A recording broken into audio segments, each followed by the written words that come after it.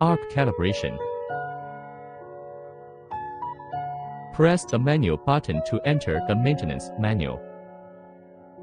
Select Discharge Calibration. Place the fiber. Close the wind cover. Press the Confirm button.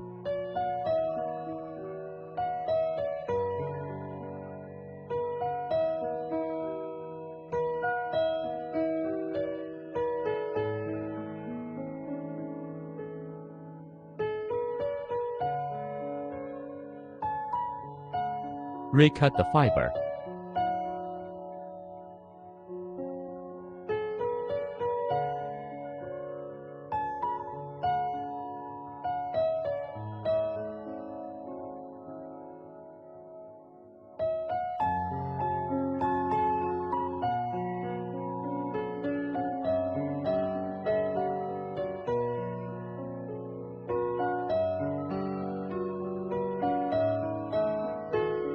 Repeat the operation several times.